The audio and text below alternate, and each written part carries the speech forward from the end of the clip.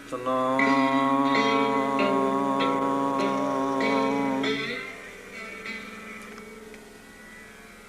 ਇਕ ਓਂਕਾਰ ਸਤਨਾਮ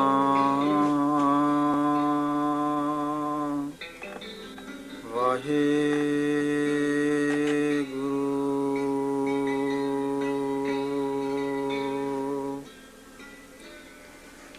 ਇਕ ਓਂਕਾਰ ਸਤਨਾਮ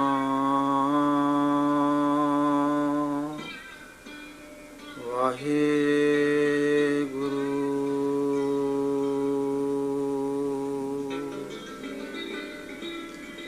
ਇਕ ਓਂਕਾਰ ਸਤਨਾਮ ਕਰਤਾ ਪੁਰਖ ਨਿਰਭਉ ਨਿਰਵੈਰ ਅਕਾਲ ਮੂਰਤ ਅਜੂਨੀ ਸੈਭੰ ਗੁਰ ਪ੍ਰਸਾਦ ਜਪ ਆਦਿ ਸਚ ਜੁਗਾਦ ਸਚ ਹੈ ਪੀ ਸਚ ਨਾਨਕ ਹੋਸੀ ਪੀ ਸਚ ਪ੍ਰਭ ਕੀ ਉਸਤਤ ਕਰੋ ਸੰਤ ਮੀਤ ਸਾਵਧਾਨ ਇਕਾਗਰ ਚੀਤ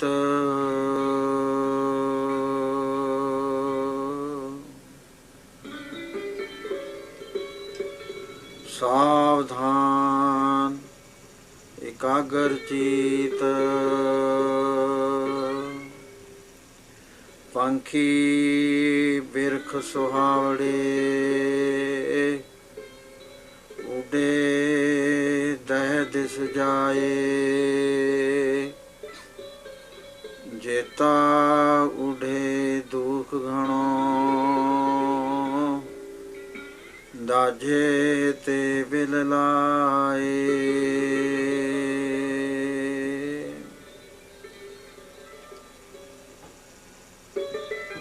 ਮਾਇਆ ਜਾਲ ਵਸਾ ਪਸਾਰਿਆ ਪੀਤਰ ਚੋਗ ਬਣਾਏ ਤ੍ਰਿਸ਼ਨਾ ਪੰਖੀ ਫਾਸਿਆ ਨਿਕਸ ਨਾ ਪਾਏ ਮਾਏ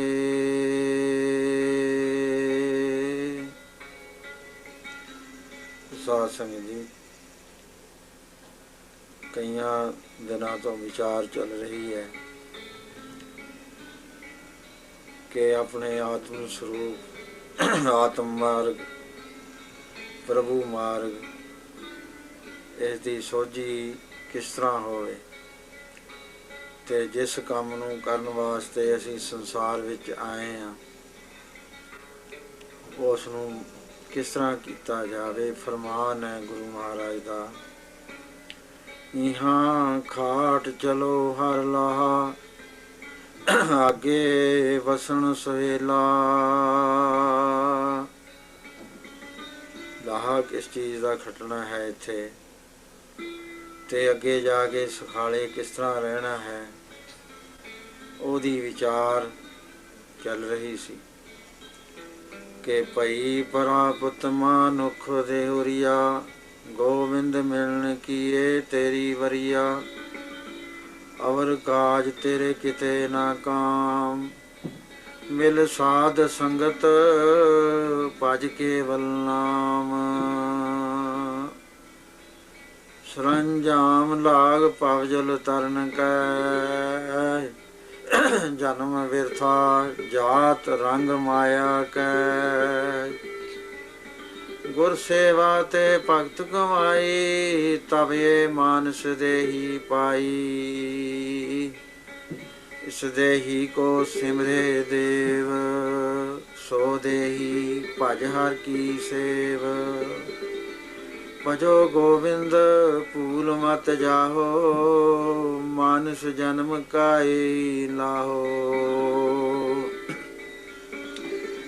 ਜਬ ਲਗ ਜਰਾ ਰੋਗ ਨਹੀਂ ਆਇਆ, ਜਬ ਲਗ ਕਾਲ ਗ੍ਰਸੀ ਨਹੀਂ ਕਾਇਆ। जब वह लग विकल पई नहीं वाणी, भजले रे मन सारंग पाणी। अपना भजो भजो कब भाई, आवे अंत न भजया जाई। करना हो तो सो नहीं कियो, परयो लोभ कै फंद। नानक समयो रम गयो, अब क्यों रोवत अंध। सो कुछ करन वास्ते संसार विच ਇਹ ਜੀਵ 83,99,999 ਜੁਨੀਆਂ ਦੇ ਵਿੱਚੋਂ ਘੁੰਮਦਾ ਘੁੰਮਦਾ ਇਹ ਮਾਨਸ ਸਰੀਰ ਦੇ ਅੰਦਰ ਪ੍ਰਵੇਸ਼ ਕਰ ਗਿਆ ਤੇ ਇਹਦੇ ਵਿੱਚ ਇੱਕ ਚਾਂਸ ਮਿਲਦਾ ਹੈ, ਗੋਬਿੰਦ ਮਿਲਣ ਕੀ ਇਹ ਤੇਰੀ ਵਾਰੀ ਆ ਗਈ ਪ੍ਰਭੂ ਨੂੰ ਮਿਲਣ ਦੀ। ਸੋ ਉਹ ਮਿਲਣ ਵਾਲਾ ਕੰਮ ਕਰਨ ਵਾਸਤੇ ਤਾਕੀਦ ਹੈ। ਜਦੋਂ ਆਦਮੀ ਕਿਸੇ ਮਜ਼ਹਬ ਵਿੱਚ ਦਾਖਲ ਹੁੰਦਾ ਹੈ, ਉਸ ਵੇਲੇ ਉਸ ਦਾ ਜੋ ਆਚਾਰੀਆ ਪਰਮੇਸ਼ਰ ਵੱਲੋਂ ਪੀਰ, ਪੈਗੰਬਰ, ਔਲੀਆ, ਅਵਤਾਰ, ਗੁਰੂ ਸੰਸਾਰ ਨੂੰ ਰਸਤਾ ਦੱਸਣ ਵਾਸਤੇ ਭੇਜਿਆ ਜਾਂਦਾ ਹੈ, ਉਹ ਉੱਚੀ ਆਵਾਜ਼ ਦੇ ਨਾਲ ਫਰਮਾਨ ਕਰਦਾ ਹੈ ਕਿ ਤੂੰ ਐਸ ਕੰਮ ਆਇਆ ਭਾਈ, ਬਾਕੀ ਤੇਰੇ ਸਾਰੇ ਕੰਮ ਵਰਥਲੈਸ ਨੇ। ਭਈ ਪ੍ਰਾਪਤ ਮਾਨੁਖ ਦੇਹੋਰੀਆ, ਦੇ ਮਿਲ ਗਈ ਤੈਨੂੰ ਮਾਨਸ। ਗੋਬਿੰਦ ਮਿਲਣ ਕੀ ਇਹ ਤੇਰੀ ਵਰੀਆ, ਪ੍ਰਭੂ ਨੂੰ ਮਿਲਣ ਦੀ ਇਹ ਤੇਰੀ ਵਾਰੀ ਆ ਗਈ। ਤੇ ਇਸ ਨੂੰ ਕਿਵੇਂ ਮਿਲਣਾ ਹੈ ਉਸ ਦੀ ਵਿਚਾਰ ਚੱਲ ਰਹੀ ਹੈ। ਉਹਦੇ ਬਾਰੇ 4 ਦਰਵਾਜ਼ਿਆਂ ਦਾ ਜ਼ਿਕਰ ਕੀਤਾ ਸੀ ਕਿ ਜਦੋਂ 4 ਦਰਵਾਜ਼ਿਆਂ 'ਚ ਦਾਖਲ ਹੁੰਦਾ ਉੱਥੇ ਪ੍ਰਭੂ ਦਾ ਮਾਰਗ ਗਿਆਤ ਵਿੱਚ ਆਉਂਦਾ ਹੈ, ਜਾਣਿਆ ਜਾਂਦਾ ਹੈ, ਸਮਝਿਆ ਜਾਂਦਾ ਹੈ। ਉਹ ਚਾਰੇ ਹੀ ਦਰਵਾਜ਼ੇ ਜ਼ਿੰਦਗੀ ਦੇ ਤੇ ਉਸ ਰਸਤੇ ਦੇ ਵਿੱਚ ਆਉਂਦੇ ਨੇ ਜਿਨ੍ਹਾਂ ਦੇ ਵਿੱਚ ਹੀ ਸਾਨੂੰ ਲੰਘਣਾ ਪੈਂਦਾ ਹੈ। ਤੇ ਸੰਖੇਪ ਤੌਰ 'ਤੇ ਉਹਨਾਂ ਦਾ ਵਰਣਨ ਕੀਤਾ ਹੈ ਕਿ ਪਹਿਲਾ ਦਰਵਾਜ਼ਾ ਸਤਸੰਗ ਦਾ ਹੈ।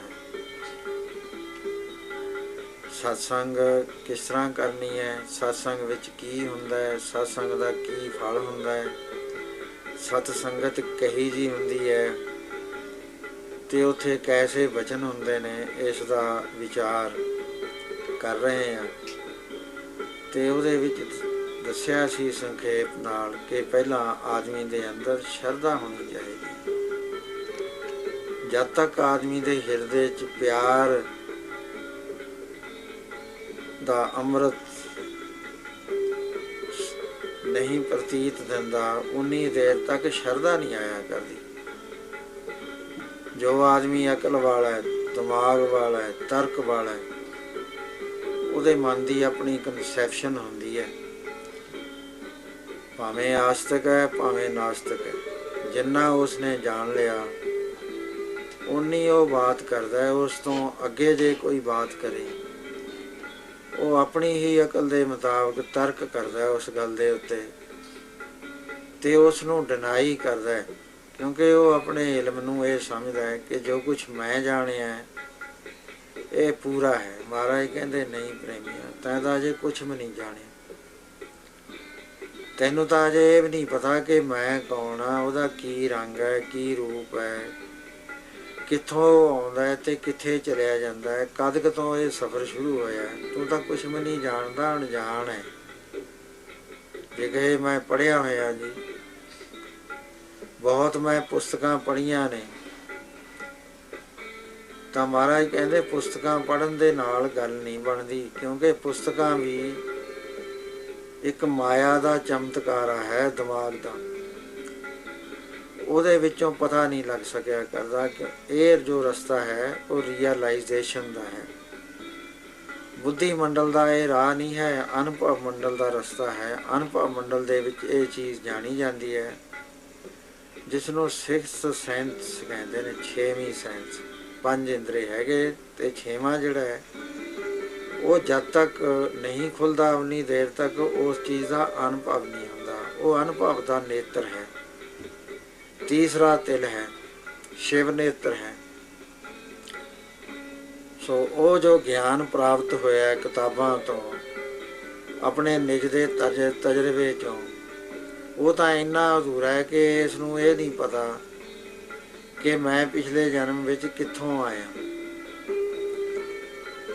ਉਸ ਵੇਲੇ ਮੇਰੀ ਕੀ ਹਾਲਤ ਹੋਈ ਸੀ, ਕਿਸ ਤਰ੍ਹਾਂ ਦੇ ਨਾਲ ਮੈਂ ਦੁੱਖ ਕੱਟਿਆ, ਕਿਹੜਾ ਮੇਰਾ ਪਰਿਵਾਰ ਸੀ, ਕਿਸ ਜੂਨੀ ਵਿੱਚ ਸੀ, ਕੀ ਮੈਂ ਮਨੁੱਖ ਸੀ, ਜੇ ਮਨੁੱਖ ਸੀ ਤਾਂ ਪਰਿਵਾਰ ਮੇਰਾ ਕਿਹੜਾ ਸੀ। ਸੋ ਇਹਦਾ ਗਿਆਨ ਇੰਨਾ ਅਧੂਰਾ ਹੈ।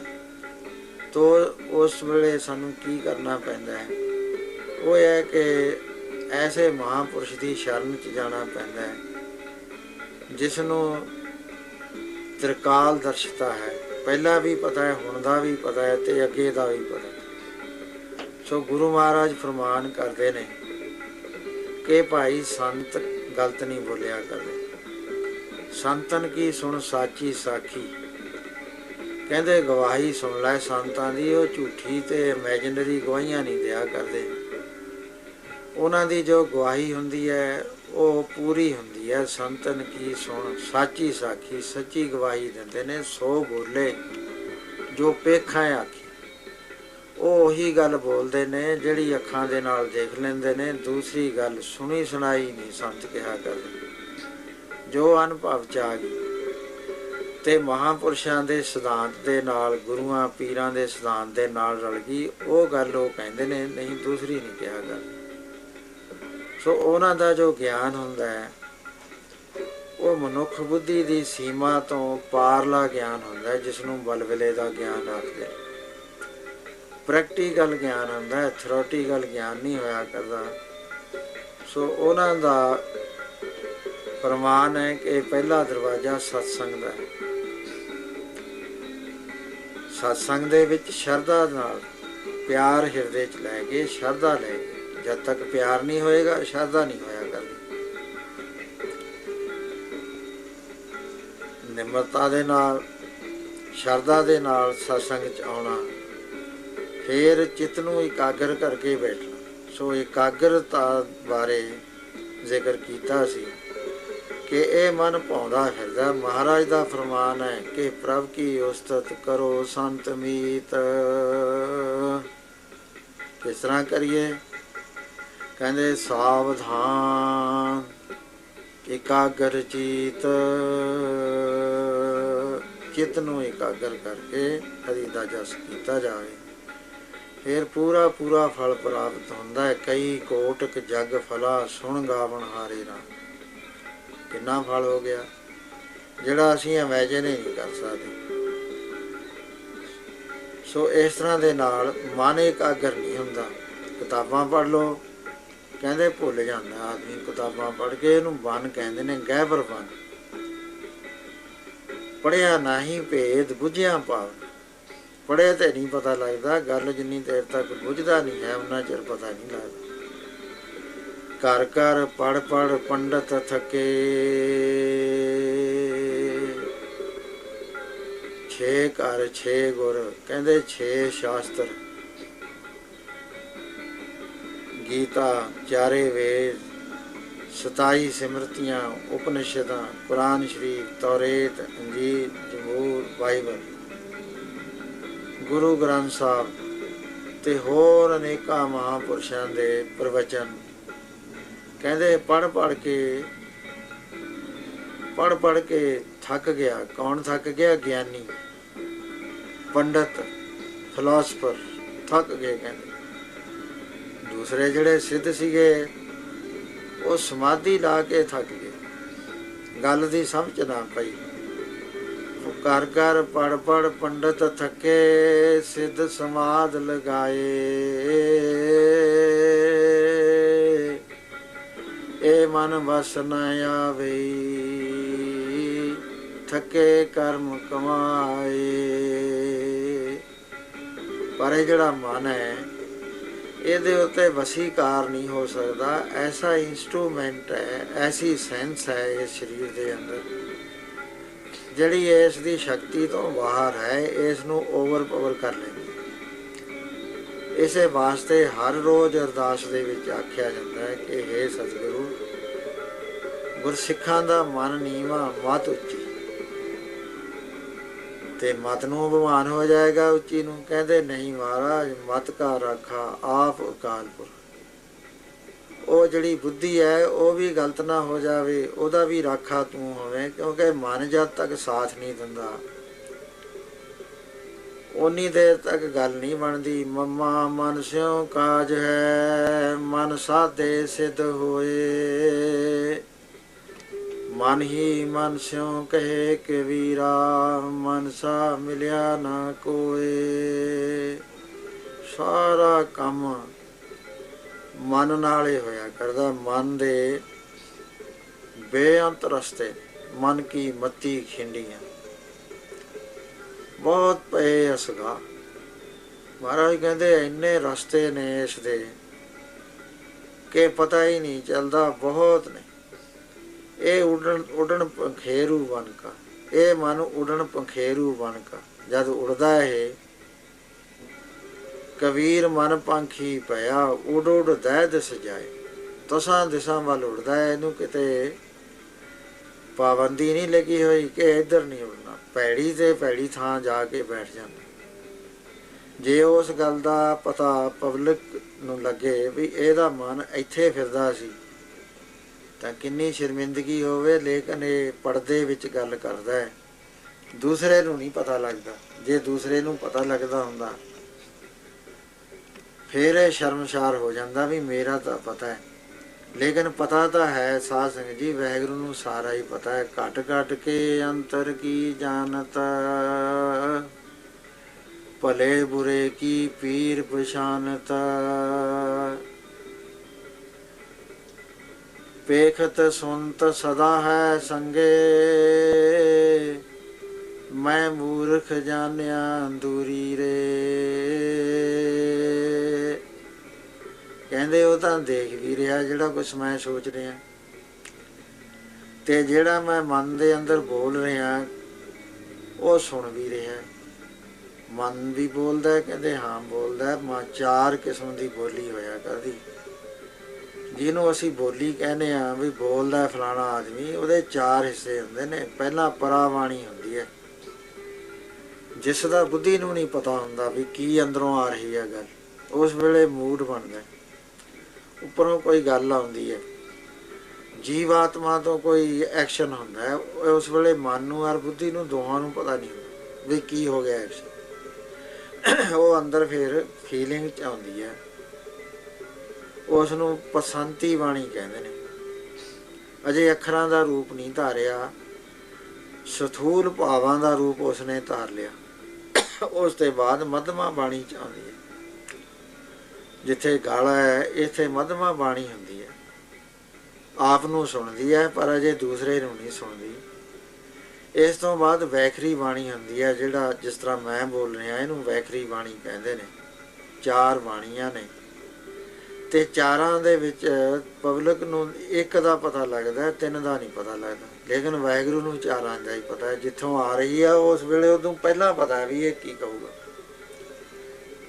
ਸੋ ਜੇ ਇਸ ਨੂੰ ਭਰੋਸਾ ਆ ਜਾਵੇ ਇਸ ਗੱਲ ਦਾ ਵੀ ਜੋ ਕੁਛ ਮੈਂ ਸੋਚ ਰਿਹਾ, ਜੋ ਇੱਧਰ ਨੂੰ ਮੈਂ ਦੌੜ ਰਿਹਾ, ਇਹਨੂੰ ਤਾਂ ਚੈੱਕ ਕੀਤਾ ਜਾ ਰਿਹਾ, ਇਹਨੂੰ ਤਾਂ ਦੇਖਿਆ ਜਾ ਰਿਹਾ, ਇਹ ਕਿਤੇ ਰਿਕਾਰਡ ਕੀਤਾ ਜਾ ਰਿਹਾ, ਤੇ ਇਹਦਾ ਫਲ ਜੋ ਹੈ ਚੰਗਾ ਜਾਂ ਮੰਦਾ ਉਹ ਕਿਸੇ ਸਟੋਰ ਦੇ ਵਿੱਚ ਕੇਵਲ ਸੋਚਣ ਮਾਤਰ ਨਾਲ ਜਮ੍ਹਾਂ ਕੀਤਾ ਜਾ ਰਿਹਾ। ਮਾੜੀ ਸੋਚ ਹੋਵੇ, ਮਾੜੇ ਖਿਆਲ ਹੋਣ, ਅੰਤਸ਼ਕਰਨ ਮੈਲਾ ਹੋ ਜਾਂਦਾ। ਮੈਲਾ ਹੋਇਆ ਜੋ ਮਨ ਹੈ ਉਹਦੇ 'ਚ ਪਿਆਰ ਤੇ ਸ਼ਰਧਾ ਦੋਏ ਚੀਜ਼ਾਂ ਨਹੀਂ ਰਹਿੰਦੀਆਂ। ਕਿਉਂਕਿ ਮੈਲਾ ਹੋ ਗਿਆ। ਇਹਨੂੰ ਇੰਨੀ ਮੈਲ ਲੱਗੀ ਆ, ਮਹਾਰਾਜ ਕਹਿੰਦੇ ਜਨਮ ਜਨਮ ਕੀ ਇਸ ਮਨ ਕੋ ਮਲ ਲਾਗੀ, ਕਾਲਾ ਹੋਇਆ ਸਿਆਹ, ਖਨਲੀ ਤੋਤੀ ਉਜਲ ਨਾ ਹੋਵਈ, ਜੇ ਸੋ ਤੋ ਬਣ ਪਾਏ। ਕੋਲੂ ਦੀ ਲੀਰ ਜਿਹਦੇ ਨਾਲ ਤੇਲ ਸਾਫ਼ ਕਰਿਆ ਜਾਂਦਾ ਹੈ, ਕੋਲੂ ਨੂੰ ਸਾਫ਼ ਕਰਿਆ ਜਾਂਦਾ ਹੈ, ਕਹਿੰਦੇ 100 ਵਾਰੀ ਧੋ ਲੈ ਤਾਂ ਵੀ ਉਜਲ ਨਹੀਂ ਹੁੰਦੀ।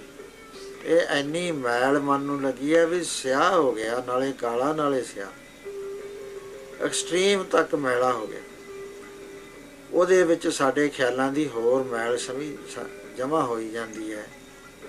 ਜਦ ਤੱਕ ਮਨ ਨਿਰਮਲ ਨਹੀਂ ਹੁੰਦਾ ਉਨੀ ਦੇਰ ਤੱਕ ਗੱਲ ਨਹੀਂ ਬਣਦੀ। ਜਦੋਂ ਮਨ ਨਿਰਮਲ ਹੋ ਜਾਏਗਾ, ਸ਼ੀਸ਼ੇ ਮੰਗਣ ਚਮਕ ਜਾਏਗਾ। ਉਹਦੇ ਵਿੱਚ ਦਿਸਦਾ ਵੀ ਹੈ। ਮਹਾਰਾਜ ਕਹਿੰਦੇ ਹਾਂ ਦਿਸਦਾ ਹੈ ਭਾਈ, ਤੈਨੂੰ ਆਪਣਾ ਸਰੂਪ ਨਜ਼ਰ ਆ ਜਾਏਗਾ ਕਿ ਮੈਂ ਕੌਣ। ਤੈਨੂੰ ਉਸ ਪ੍ਰਭੂ ਦੇ ਸਰੂਪ ਦੀ ਲਖਤਾ ਹੋ ਜਾਏਗੀ, ਜਿਹੜਾ ਰੂਪ ਰੰਗ ਰੇਖ ਭੇਖ ਤੋਂ ਨਿਆਰਾ ਤੇਰੇ ਅੰਦਰ ਗੁਪਤ ਬੈਠਾ ਹੈ। ਫਰਮਾਨ ਐਸਾ ਹੈ ਕਿ ਧਨ ਪਿਰ ਕਾ ਇੱਕ ਹੀ ਸੰਗ ਵਾਸਾ, ਵਿੱਚ ਹਉਮੈ ਭੀਤ ਕਰਾਰੀ।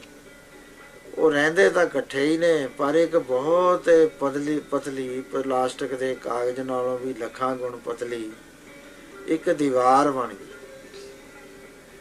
ਉਹਦੇ ਵਿੱਚ ਹੀ ਉਹ ਤਾਂ ਦੇਖੀ ਜਾਂਦਾ। ਜਿਸ ਤਰ੍ਹਾਂ ਅਸੀਂ ਕਿਸੇ ਮਕਾਨ 'ਚ ਬੈਠੇ ਹੋਈਏ, ਸੜਕ 'ਤੇ ਜਾਂਦਿਆਂ ਨੂੰ ਸ਼ੀਸ਼ਿਆਂ 'ਤੇ ਹੀ ਦੇਖ ਸਕਦੇ ਹਾਂ, ਪਰ ਜੇ ਸੜਕ ਵਾਲਾ ਦੇਖੇ ਤਾਂ ਉਹਨੂੰ ਲੱਗਦਾ ਵੀ ਅੰਦਰ ਕੋਈ ਨਹੀਂ ਹੈ।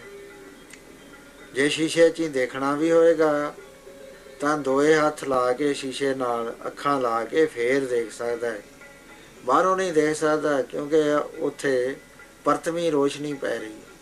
ਇਸੇ ਤਰ੍ਹਾਂ ਦੇ ਨਾਲ ਜੀਵ ਆਤਮਾ ਪਰਮੇਸ਼ਰ ਨੂੰ ਨਹੀਂ ਦੇਖ ਸਕਦਾ, ਕਿਉਂਕਿ ਵਿੱਚ ਦੀਵਾਰ ਹੋ ਗਈ ਹਉਮੈ ਦੀ। ਹਾਂ ਹਾਂ ਭੀਤ ਪਇਓ ਹੈ ਵਿਚੋ, ਸੁਨਤ ਦੇਸ ਨਿਕਟਾਇਓ, ਪਾਂਬੀਰੀ ਕੇ ਪਾਤ ਪਾਰ ਦੋ, ਬਿਨ ਪੇਖੇ ਦੋਰਾਇਓ। ਪੰਬੀਰੀ ਦਾ ਜਿੰਨਾ ਕਹਿੰਦੇ ਫੰਗ ਪਤਲਾ ਹੁੰਦਾ ਹੈ, ਅਨੁਮਾਨ ਵਾਸਤੇ ਮੋਟੀ ਜੀ ਗੱਲ ਸਮਝਾਉਣ ਵਾਸਤੇ ਇਹ ਗੱਲ ਦੱਸੀ ਹੈ, ਤਾਂ ਕਿ ਤੂੰ ਹੋਰ ਤਰੀਕੇ ਦੀ ਗੱਲ ਸਮਝ ਨਹੀਂ ਸਕਦਾ। ਜੋ ਤੌਰ ਤਰੀਕੇ ਤੂੰ ਆਪਣੇ ਜੀਵਨ ਦੇ ਅੰਦਰ ਵਰਤਦਾ ਹੈ, ਉਹ ਇਸੇ ਤਰ੍ਹਾਂ ਦੀ ਗੱਲ ਤੇਰੇ ਨਾਲ ਕੀਤੀ ਜਾਵੇ ਤਾਂ ਤੂੰ ਸਮਝਦਾ ਹੈ। ਕਹਿੰਦੇ ਇੰਨਾ ਕੁ ਪਤਲਾ ਪਰਦਾ ਹੈ ਤੇ ਦੂਰ ਲੱਗਦਾ, ਬਗੈਰ ਦੇਖੇ ਦੇਖ ਨਹੀਂ ਸਕਦਾ ਆਰ ਪਾਰ। ਸੋ ਇਸ ਤਰ੍ਹਾਂ ਦੇ ਨਾਲ ਪਰਮੇਸ਼ਰ ਇਸ ਨੂੰ ਦੇਖ ਰਿਹਾ। ਜੇ ਇਹਦੇ ਮਨ 'ਚ ਵਿਸ਼ਵਾਸ ਆ ਜਾਵੇ, ਜਾਂ ਕਹ ਮਨ ਵਿਸ਼ਵਾਸ ਪ੍ਰਭ ਹੈ, ਤਤ ਗਿਆਨ ਤਿਸ ਮਨ ਪ੍ਰਗਟਾਇਆ। ਜਾਂ ਕਹ ਮਨ ਗੁਰ ਕੀ ਪ੍ਰਤੀਤ, ਤਿਸ ਜਾ ਨਾ ਆਵੈ ਹਰ ਪ੍ਰਭ ਚੀਤ। ਸੋ ਵਿਸ਼ਵਾਸ ਜੇ ਇੰਨਾ ਹੀ ਕਰ ਲਵੇ ਕਿ ਮੇਰੇ ਹਰ ਐਕਸ਼ਨ ਨੂੰ ਗੁਰੂ ਦੇਖ ਲਿਆ ਤੇ ਵਾਹਿਗੁਰੂ ਦੇਖ ਲਿਆ। ਸੰਤ ਵੀ ਦੇਖ ਲੈਂਦੇ ਨੇ ਵੀ ਇਹਦਾ ਮਨ ਹੁਣ ਕਿੱਥੇ ਤੁਰਿਆ ਫਿਰਦਾ, ਜਾਣ ਜਾਂਦੇ ਨੇ। ਬਹੁਤ ਉੱਚੀ ਅਵਸਥਾ 'ਚ ਪਹੁੰਚੇ ਹੁੰਦੇ ਨੇ ਮਹਾਤਮਾ ਦੇ ਮਨ ਨੂੰ ਵੀ ਜਾਣ ਜਾਂਦੇ ਨੇ ਵੀ ਇਹ ਕੀ ਸੋਚ ਰਹੇ ਨੇ, ਇਸ ਵੇਲੇ ਇਹਨਾਂ ਦੇ ਗੱਲ ਦੇ ਮਨ ਦੇ ਅੰਦਰ ਕੀ ਗੱਲ ਚੱਲ ਰਹੀ ਹੈ। ਗੁਰੂ ਨਾਨਕ ਪਾਤਸ਼ਾਹ ਨੇ ਦੱਸਤਾ ਸੀ ਨਵਾਬ ਨੂੰ ਵੀ ਤੂੰ ਘੋੜੇ ਖਰੀਦਣੇ, ਕਿਉਂਕਿ ਦੇਖ ਰਹੇ ਸੀ ਉਹਦੇ ਮਨ ਨੂੰ। ਇੱਕ ਵਾਰੀ ਰਾਮਾਨੰਦ ਜੀ ਉਪਾਸਨਾ ਕਰ ਰਹੇ ਸੀ। ਦੋ ਤਰ੍ਹਾਂ ਦੀ ਉਪਾਸਨਾ ਹੁੰਦੀ ਹੈ, ਇੱਕ ਸਥੂਲ ਹੁੰਦੀ ਹੈ, ਇੱਕ ਮੈਂਟਲ ਹੁੰਦੀ ਹੈ। ਪਹਿਲਾਂ ਸਥੂਲ ਕਰੇ ਤਾਂ ਮੈਂਟਲ ਦਾ ਅਧਿਕਾਰੀ ਬਣਦਾ ਹੈ। ਉਹ ਮੈਂਟਲ ਉਪਾਸਨਾ ਅੰਦਰੇ ਅੰਦਰ ਹੁੰਦੀ ਹੈ। ਸੰਤਾਂ ਨੂੰ ਪੁੱਛ ਕੇ ਪਤਾ ਲੱਗ ਜਾਂਦਾ ਹੈ ਵੀ ਅੰਦਰਲੀ ਉਪਾਸਨਾ ਕਿਸ ਤਰ੍ਹਾਂ ਕੀਤੀ ਜਾਂਦੀ। ਗੱਲ ਵੀ ਉੱਥੇ ਕਰਦੇ ਨੇ ਜਿੱਥੇ ਕੋਈ ਗਾਹਕ ਹੋਵੇ, ਤੇ ਜੇ ਊਂ ਕਰਨ ਤਾਂ ਇਹ ਨੌਲੇਜ ਦੇ ਸਟੋਰ ਵਿੱਚ ਗੱਲ ਜਮ੍ਹਾਂ ਹੋ ਜਾਂਦੀ ਹੈ ਤੇ ਉਹਦਾ ਅਸਰ ਨਹੀਂ ਹੋਇਆ ਕਰਦਾ। ਸੋ ਇਸੇ ਕਰਕੇ ਮਹਾਤਮਾ ਇਹਨਾਂ ਗੁਪਤ ਗੱਲਾਂ ਨੂੰ ਗੁਪਤ ਰੱਖਦੇ ਨੇ ਵੀ ਕੋਈ ਆਏ ਮਿਲੇਗੋ ਗਾਹਕੋ ਲੇਗੋ ਮਹਿੰਗੋ ਮੋਲ। ਕਬੀਰ ਏਕ ਅਚੰਭਾ ਦੇਖਿਓ, ਹੀਰਾ ਹਾਟ ਬਕਾਏ, ਬਣਜਣ ਹਾਰੇ ਵਾਹਰਾ ਕੌਡੀ ਬਦਲੇ ਗਏ। ਕਹਿੰਦੇ ਹੀਰਾ ਸੀਗਾ ਕੀਮਤੀ, ਕੌਡੀ ਦੇ ਭਾਅ ਵੇਚ ਰਿਹਾ ਹੈ, ਕਿਉਂਕਿ ਅਣਜਾਣ ਹੈ ਵੇਚਣ ਵਾਲਾ, ਉਹਨੂੰ ਪਤਾ ਨਹੀਂ। ਗਾਹਾਂ ਕੋਈ ਬਣ ਜਾਣ ਵਾਲਾ ਵਪਾਰੀ ਨਹੀਂ ਹੈ।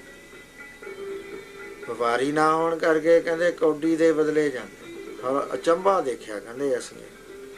ਸੋ ਇਸ ਕਰਕੇ ਹੀ ਰਾਮ ਪਦਾਰਥ ਪਾਏ ਕੇ ਕਬੀਰਾ ਗਾਂਠ ਨਾ ਖੋਲ, ਨਹੀਂ ਪਟਣ ਨਹੀਂ ਪਾਰਖੂ, ਨਹੀਂ ਗਾਹਕ ਨਹੀਂ ਮੋਲ।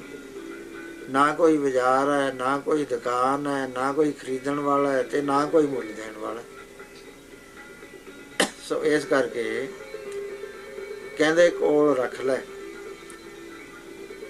ਸੋ ਆਪ ਅੰਤਰੀਵ ਉਪਾਸਨਾ ਕਰ ਰਹੇ ਸੀ, ਮੈਂਟਲ ਉਪਾਸਨਾ, ਮਾਨਸਿਕ ਉਪਾਸਨਾ ਇਸ ਨੂੰ ਕਹਿੰਦੇ ਨੇ।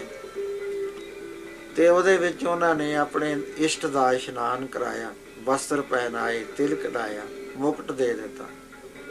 ਲੇਕਿਨ ਮਾਲਾ ਪਾਉਣੀ ਭੁੱਲ ਗਏ। ਹੁਣ ਮਾਲਾ ਨਹੀਂ ਪਾ ਸਕਦੇ। ਜੇ ਮੁਕਟ ਲਾਉਂਦੇ ਨੇ ਤਾਂ ਬੇਅਦਬੀ ਹੈ, ਜੇ ਮਾਲਾ ਨਹੀਂ ਪਾਉਂਦੇ ਤਾਂ ਉਪਾਸਨਾ ਅਧੂਰੀ ਰਹਿ ਗਈ।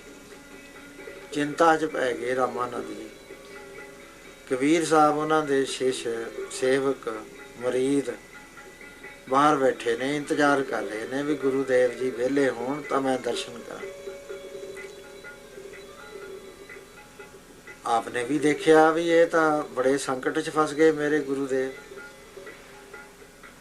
ਉਸ ਵੇਲੇ ਆਪ ਨੇ ਆਵਾਜ਼ ਦਿੱਤੀ, ਕਹਿਣ ਲੱਗੇ ਗੁਰੂਦੇਵ ਆਪ ਜੀ ਇਸ ਤਰ੍ਹਾਂ ਚਿੰਤਾ ਨਾ ਕਰੋ, ਮਾਲਾ ਦੀ ਗੱਠ ਖੋਲ ਲਓ, ਨਾ ਮੁਕਟ ਲਾਉਣ ਦੀ ਲੋੜ ਹੈ। ਤੇ ਉਸ ਵੇਲੇ ਪਿੱਛੇ ਜਾ ਕੇ ਫੇਰ ਗੱਠ ਦੇ ਦਿਓ। ਹੈਰਾਨ ਹੋ ਗਿਆ ਰਾਮਾਨੰਦ ਵੀ ਮੇਰੇ ਅੰਦਰਲੀ ਗੱਲ ਕੌਣ ਜਾਣ ਗਿਆ। ਕਹਿਣ ਲੱਗੇ ਕੌਣ ਹੈ? ਕਬੀਰ ਹੈ। ਕਹਿੰਦੇ ਹਾਂ ਮਹਾਰਾਜ, ਮੈਂ ਆਪ ਦਾ ਇੱਕ ਨਾਚੀਜ਼ ਜਿਹਾ ਸੇਵਕ ਹਾਂ। ਸੰਤਾਂ ਨੂੰ ਪਤਾ ਲੱਗ ਜਾਂਦਾ ਹੈ ਵੀ ਇਹ ਕੀ ਸੋਚਦਾ ਹੈ। ਉਹਨਾਂ ਦੇ ਕੋਲ ਜਾਂਦਾ ਹੈ, ਸਤਸੰਗ 'ਚ ਬੈਠਾ ਹੈ, ਉਡਾਰੀਆਂ ਮਾਰਦਾ ਹੈ। ਪਤਾ ਹੈ ਉਹਨਾਂ ਨੂੰ ਵੀ ਇਹਦਾ ਮਨ ਕਿੱਥੇ ਖੇਲ ਰਿਹਾ, ਅੱਖਾਂ ਕੀ ਦੇਖ ਰਹੀਆਂ ਨੇ। ਪੜ੍ਹ ਜਾਂਦੇ ਨੇ ਮਹਾਂਪੁਰਸ਼, ਚਿਹਰੇ ਨੂੰ ਪੜ੍ਹ ਲੈਂਦੇ ਨੇ ਵੀ ਕੌਣ ਆ ਬੰਦਾ ਆ ਗਿਆ। ਇੱਕ ਵਾਰੀ ਸੰਤ ਮਹਾਰਾਜ ਰਾੜੇ ਵਾਲਿਆਂ ਦੇ ਪਾਸ ਬੈਠੇ ਸੀ, ਮੇਰੇ ਪਾਸ ਆਏ ਹੋਏ ਸੀ ਆਪ। ਤਾਂ ਉੱਥੇ ਇੱਕ ਪ੍ਰੇਮੀ ਆ ਗਿਆ। ਉਹਨੇ ਨਮਸਕਾਰ ਕੀਤੀ, ਵਚਨ ਕਰੇ, ਉਹ ਚਲਿਆ ਗਿਆ। ਸਮਾਂ ਲੰਘ ਗਿਆ। ਉਸ ਤੋਂ ਬਾਅਦ ਸੁਧਾਰਨੀ ਵਚਨ ਹੋਇਆ। ਕਹਿਣ ਲੱਗੇ ਕੋਈ ਵਚਨ ਐਸਾ ਆ ਗਿਆ ਜਿਸ ਦੇ ਉੱਤੇ ਮਹਾਂਪੁਰਸ਼ਾਂ ਨੂੰ ਗੱਲ ਸਾਫ਼ ਦੱਸਣੀ ਪਈ। ਜ਼ਿਕਰ ਨਹੀਂ ਉਸ ਦਾ ਕੀਤਾ ਤੇ ਆਪ ਨੇ ਇੰਨਾ ਹੀ ਫਰਮਾਇਆ ਕਿ ਤੁਸੀਂ ਭਾਈ ਅਗਲੇ ਦੇ ਕੱਪੜੇ ਦੇਖਦੇ ਹੋ, ਉਹਦਾ ਸਰੀਰ ਦੇਖਦੇ ਹੋ ਵੀ ਸੋਹਣਾ ਸੁਨੱਖਾ, ਤੰਦਰੁਸਤ ਤੇ ਬੜਾ ਢੀਲ ਡੌਲ ਵਾਲਾ। ਤੀਸਰਾ ਉਹਦਾ ਰੁਤਬਾ ਦੇਖਦੇ ਹੋ ਵੀ ਕਿੱਡਾ ਬੜਾ ਅਫਸਰ ਹੈ। ਚੌਥਾ ਤੁਸੀਂ ਇਹ ਦੇਖਦੇ ਹੋ ਕਿ ਕਿੰਨਾ ਧਨ ਹੈ। ਤੁਸੀਂ ਧਨ ਦੇ ਗਜ ਦੇ ਨਾਲ ਉਸ ਨੂੰ ਨਾਪ ਕੇ ਉਹਦਾ ਦਰਜਾ ਕੱਢਦੇ ਹੋ। ਮੈਂ ਕਿਹਾ ਮਹਾਰਾਜ ਆਪ ਕੀ ਦੇਖਦੇ ਹੋ? ਮਹਾਰਾਜ ਕਹਿਣ ਲੱਗੇ ਕਿ ਸਾਨੂੰ ਨਾ ਉਹਦੇ ਕੱਪੜੇ ਨਜ਼ਰ ਆਉਂਦੇ, ਨਾ ਉਹਦਾ ਦਰਜਾ ਨਜ਼ਰ ਆਉਂਦਾ, ਨਾ ਉਹਦਾ ਸਰੀਰ ਨਜ਼ਰ ਆਉਂਦਾ। ਸਾਡੇ ਸਾਹਮਣੇ ਉਸ ਦਾ ਜੀਵ ਆਤਮਾ ਨੰਗਾ ਹੋ ਜਾਂਦਾ। ਅਸੀਂ ਦੇਖ ਲੈਂਦੇ ਹਾਂ ਵੀ ਕਿੰਨੇ ਕੁ ਦਾਗ ਲੱਗੇ ਹੋਏ ਨੇ ਇਸ ਦੇ ਵਿਕਾਰਾਂ ਦੇ। ਕਿੰਨਾ ਮੈਲਾ ਹੈ, ਬਲੈਕ ਹੈ ਕਿ ਚਿੱਟਾ ਹੈ, ਕਿਹਾ ਜਿਹਾ ਹੈ। ਕਹਿੰਦੇ ਉਹਦਾ ਅਸਲੀ ਰੰਗ ਜਿਹੜਾ ਉਹ ਸਾਡੇ ਸਾਹਮਣੇ ਆ ਜਾਂਦਾ। ਨਿਰਮਲ ਹੋਵੇ ਤਾਂ ਪ੍ਰਕਾਸ਼ ਵਾਲਾ ਹੋਇਆ ਕਰ, ਮੈਲਾ ਹੋਵੇ ਅਤ ਮੈਲਾ, ਕਾਲਾ ਸਰੀਰ ਨਜ਼ਰ ਆਏਗਾ। ਸੋ ਇਸ ਤਰ੍ਹਾਂ ਦੇ ਨਾਲ ਮਹਾਂਪੁਰਸ਼ ਅੰਦਰਲੀ ਗੱਲ ਦੇਖ ਲੈਂਦੇ ਨੇ। ਜੇ ਇਸ ਦੇ ਮਨ ਵਿੱਚ ਇਹ ਵਿਸ਼ਵਾਸ ਆ ਜਾਵੇ ਵੀ ਮੈਂ ਗੁਰੂ ਦੇ ਹਜ਼ੂਰ ਆ ਕੇ ਬੈਠਾ, ਮਹਾਂਪੁਰਸ਼ਾਂ ਦੀ ਹਾਜ਼ਰੀ 'ਚ ਬੈਠਾ, ਮਹਾਂਪੁਰਸ਼ ਪ੍ਰਵਚਨ ਕਰ ਰਹੇ ਨੇ, ਮੇਰਾ ਜੋ ਸੰਕਲਪ ਹੈ ਉਹ ਇਹਨਾਂ ਨੂੰ ਫੌਰਨ ਪਤਾ ਲੱਗ ਜਾਣਾ ਵੀ ਮੈਂ ਕੀ ਸੋਚਦਾ। ਉਸ ਵੇਲੇ ਡਰੇਗਾ, ਘਬਰਾਏਗਾ ਕਿ ਮੈਂ ਕੋਈ ਗਲਤ ਗੱਲ ਨਾ ਸੋਚ ਲਾਂ। ਸ਼ਰਮਿੰਦਾ ਹੋਏਗਾ ਕਿ ਜੇ ਇਹਨਾਂ ਨੇ ਪਬਲਿਕਲੀ ਕਹਿ ਦਿੱਤਾ ਤਾਂ ਉਸ ਵੇਲੇ ਮੈਂ ਕੀ ਜਵਾਬ ਦੇਵਾਂ।